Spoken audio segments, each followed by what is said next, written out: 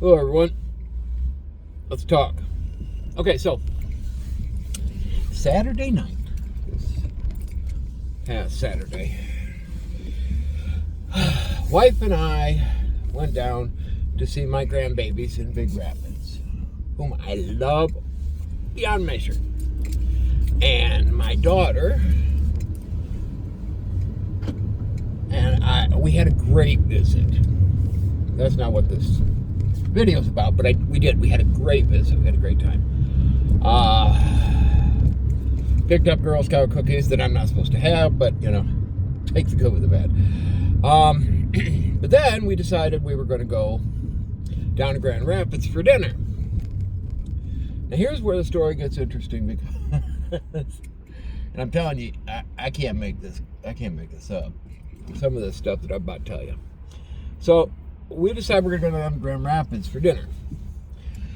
So we go down to Grand Rapids with the intention of going to a place called the Cheesecake Factory. Now, if any of you know the Cheesecake Factory, you know at least two things. Their bread is amazing and their cheesecake is even better. Great place to go. Well, as we're heading in that direction, we discover that they're packed. They got a 2-hour standing room on-site wait line, and the reservations are booked full, booked solid.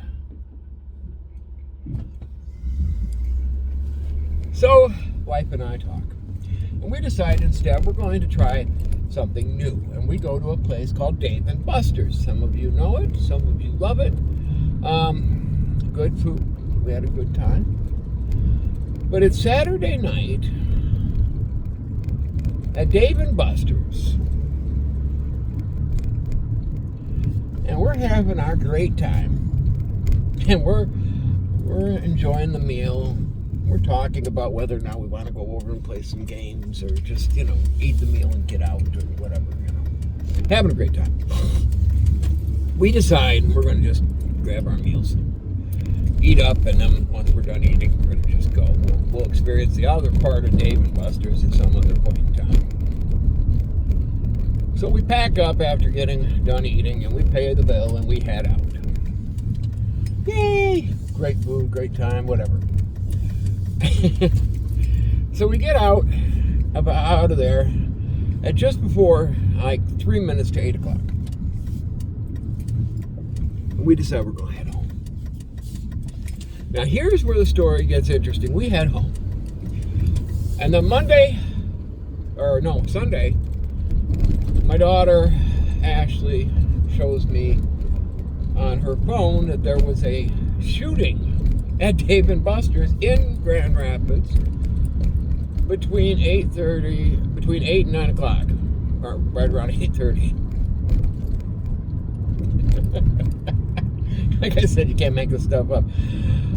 In 2020, and I remember it well because it was whole shut down everything because of a fake virus. Anyway, in 2020, wife and I went up to Traverse City, which is the other direction from us, and we went to the mall in Traverse City. And they had an armed shooter incident while we were at the mall. I'm serious. I'm not making this up. And it reminded me of those old TV shows my mom Karen used to make me watch. They were called Murder, She Wrote. Some of you loved them. Some of you love that show. Some of you don't. I think Angela Lansbury was a very underrated actress in the first place, but I didn't care for the show itself. I enjoyed her acting and anything. I mean, she was amazing. Anyway, but the point is, reminded me of those TV shows, because in those TV shows, if you're all familiar, this woman, this writer, Angela Lansbury, would travel around the world, stopping at places, and conveniently, wherever she stopped, a murder would happen, and she'd have some, a story to write. I used to joke all the time that, well, it's simple. She's a serial killer on a run.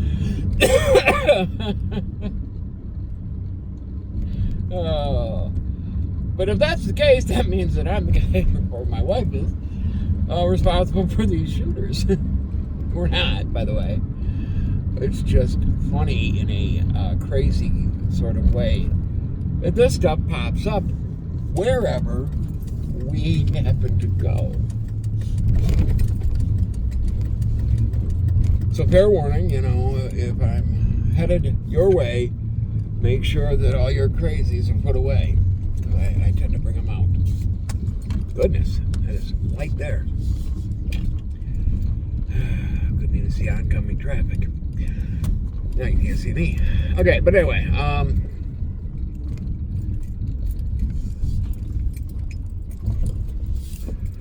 so as I was saying, we can't make this stuff up.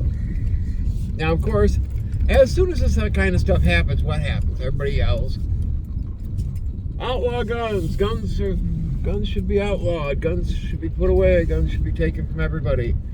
Now, you got to understand, I am a firm believer in the Second Amendment. I'm a firm believer in the Constitution, to be honest. Which is why when somebody called me un-American, I found it very amusing. Like I said, I've got really thick skin. You're not going to hurt my feelings by calling me names. But but the fact of the matter is that you take guns away from decent Americans, they are only going to end up with two things. Tyranny, because they won't have guns to defend themselves from the government. And they will become instantaneously more victimized because they won't have guns to protect themselves from the criminals. Fact.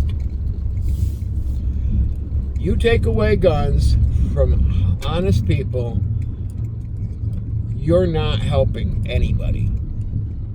Oh, but you'll stop these shootings. No, you won't. Those shootings are not... How can I keep explaining this over and over again? Most of those shootings are not perpetrated by honest people with registered guns. Plain and simple. The people who perform those illegal activities have illegally obtained the gun 9 times out of 10. And as far as the school shootings, that's also a pretty good statistic because it's like 7 out of 10 times that the gun is obtained illegally. The other few times it's a legal gun, but it's obtained against the knowledge or will of, say, parents or uncle, aunt, whatever, family members usually. And the funny thing about that, of course, is if the family members had done a better job of raising the kid to respect the power of a firearm, we wouldn't have those school shootings either. Of course, if you taught them to respect authority, you wouldn't have those problems. What happened to the good old days when an adult, I don't care the adult, an adult said something, the children were kind of expected to listen. I was never terrified of my teachers or my principal, but I was terrified of what would happen when I got home.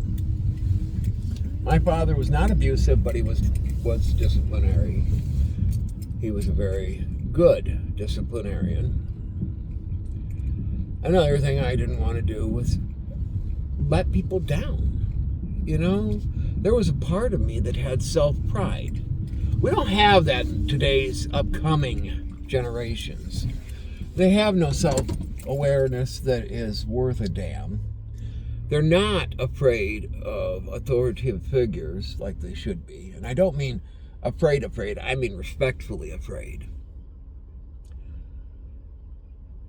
We need to get back to the days when kids looked at police and thought, these people are here to help, but I have to listen to them.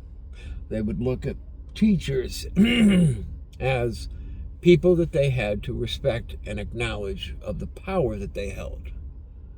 We have to get back to the time period when the children were children and the adults were adults. A couple of adults decided they were going to throw bombs at an anti-Muslim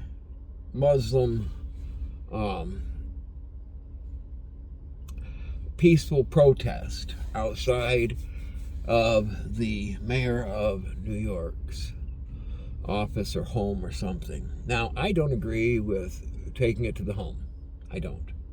But I do agree they had the right to peacefully protest. But these guys showed up with these homemade bombs to try and boom, boom, boom, kill people. Kill the protesters. They were 18 and 19. They were still teenagers. They were adults by every definition of the word, but they were teenage adults. They weren't afraid of what type of ramification, what type of retaliation, what type of discipline. They weren't afraid of the consequences of their actions. And until our youth starts being responsible for their actions and ready to take on the consequences of their action, nothing's going to change. It's just going to get worse. Let me know what you think. Like, comment, complain, whatever. Subscribe or follow. Love you all. I'll talk to you tomorrow.